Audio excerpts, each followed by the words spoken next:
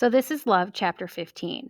The Duchess had instructed her to be back before lunch, so Cinderella walked briskly, making for the royal library. She'd visited it a few times now, but always to acquire books for the Duchess. She'd never gone for herself. The library was in the southern wing of the palace, at the end of a long hall that displayed not only paintings but also an eclectic collection of royal art. Porcelain vases, sculptures of birds and trees, finely woven tapestries, jeweled trinkets. She wandered down the corridor, skimming the paintings on the walls. There were plenty of the king and the late queen, and far too many of a man who looked like an older version of the Grand Duke, the current Duke's father, she presumed. Most of the portraits looked newer than the others, as if they'd been planted on the walls to replace what had been there before. She soon came across a portrait of a young, unsmiling Prince Charles, mounted on a magnificent stallion.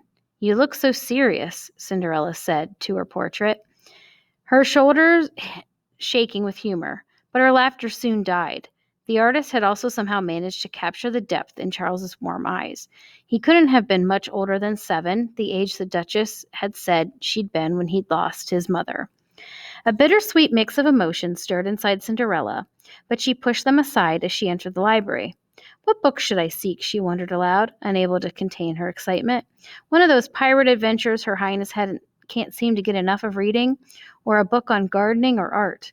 I would love to paint a portrait of Mama and Papa one day. Then again, it's been so long since I've sat with a good history book. The palace library should have plenty of books now on the royal gardens, on how the royal gardens came to be, or on the palace's architecture, or magic. It suddenly came to her. If there was a place for her to learn more about it, in the tumult of fairy godmother had alluded to, it would be there. "More tomes for Ginny, eh?" said librarian Mr. Revell, pushed his spectacles up on the bridge of his nose, and continued reading whatever was on his desk. "If she keeps us up, we'll need a cart to haul back all of her books once she leaves. Well, what is it today?" "I'd like whatever you have on the history of magic," said Cinderella. Mr. Revell's eyes flew up from his page. "Excuse me?" "I said I'd like—" Yes, I heard the first time." Mr. Revell threw a quick glance over his shoulder. He looked worried someone might hear. Then, glowering at her, he whispered harshly, "Does Ginny think I'm hiding something from her? I told her I gave the Duke all I could before he was exiled. Everything else was destroyed. The paintings, the books, everything." This wasn't at all what Cinderella had expected to hear. Destroyed? But why? She swallowed. "Because it's forbidden?"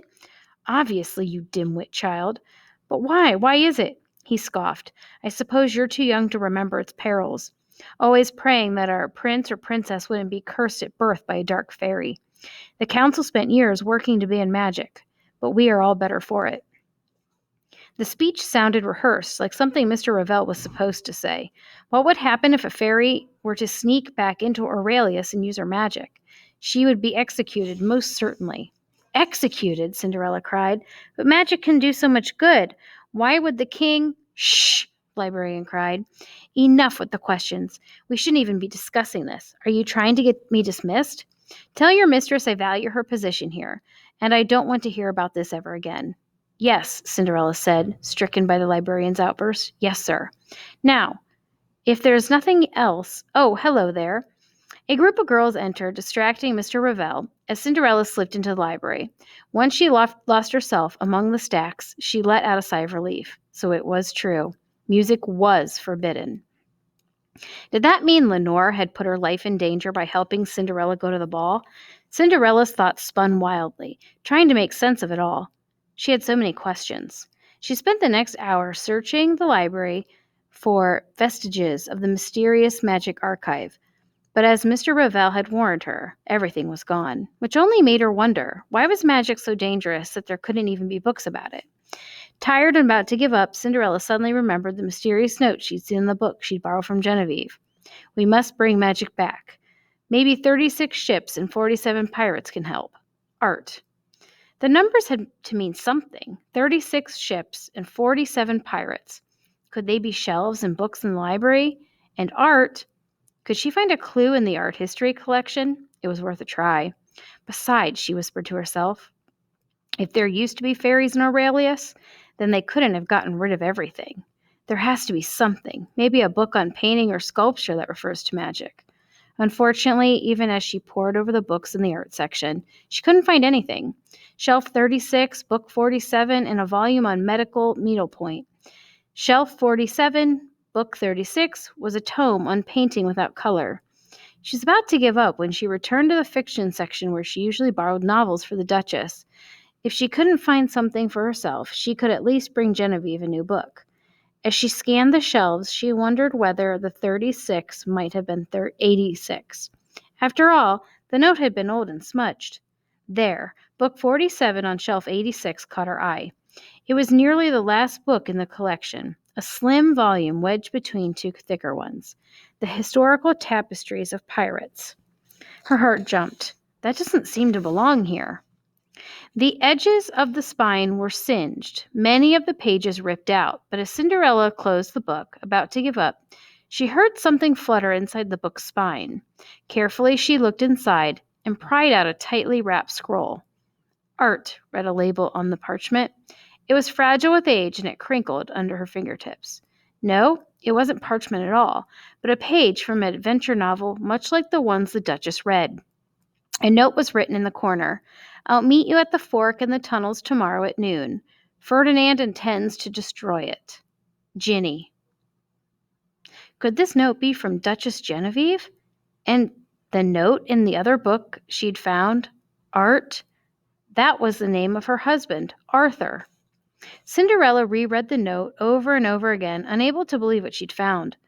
Was it the Grand Duke who'd had the magical archives destroyed? Had he aided his father in the ban? Slowly the pieces came together. Magic must have caused the animosity between Genevieve and the Grand Duke. Was it the reason that the Duke had asked Cinderella to spy on her? Before she could seek more answers, footsteps approached, and Cinderella sprang up in alarm. As quickly as she could, she rolled up the note and returned it to the book. Cinderella, what are you doing here? It was Louisa and two other seamstresses. Cinderella recognized Giselle and Victoria from Blooms and Looms, followed closely by the royal librarian. I was just getting some books for the Duchess. You, cried Mr. Revell, you aren't allowed to be moseying about the royal archives. I thought you'd left. I'm finished, Cinderella said quickly. So are we, said Louisa, grabbing Cinderella and her friends by the arm. Thank you for your help. Once the girls raced out of the library, Louisa gave in to a fit of giggles. Did you see how upset he was? You aren't allowed to be moseying about the royal archives. And the way he latched on to us the whole time, Victoria added, as if we're going to steal his precious books. Cinderella laughed too. Why were you three in the library? The head mistress asked us to compile some designs for a dress for Duchess Genevieve. She's going to have a welcome banquet at some point, so we need to be prepared in case she wants a gown made for the occasion. Cinderella, you work for her. Maybe you can help us. I could, she mumbles, as they passed the hall of portraits once more. Except this time, Cinderella's eyes picked out the faded sun lines on the brocade wallpaper, a telltale sign that some paintings had come and gone. The frames for the former Grand Duke's portraits were more ill-fitting than most, and she thought of what Mr. Revell had said about the destruction of all paintings about magic. What must have been in this hall before? Portraits of fairy godparents to the royal family, perhaps? Cinderella, Louisa said, tapping her shoulder. Sorry, my mind was elsewhere. I've noticed, she said her friend dryly. You have a habit of disappearing into your daydreams. She'll want to wear something black, Cinderella said. She doesn't talk about him often, but she's still in mourning for her husband. You think so? Said Giselle. I would have thought she'd be glad he died. He was the reason she left the palace in the first place. Do you know why he was banished? Cinderella asked. Victoria shrugged. Something about a disagreement with the king. There's an unwritten rule not to speak of it, said Louisa, glancing over her shoulder to make sure the guards couldn't hear. My father used to attend the Duke of Orleans back when I was a little girl, but he's never said anything about what happened. Not even Aunt Ermina will talk about it. Why not? Said Cinderella. Let's just say there are spies all around the palace, and people have been dismissed for less.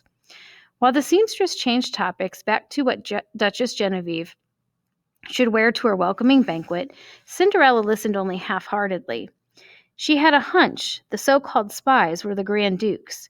Now that she'd begun to piece together the past, his role in banning magic in Aurelius and his fraught relationship with the Duke and Duchess of Orleans, she would have to be especially careful about what she said the next time he called for her, and ensure he never found out about her fairy godmother.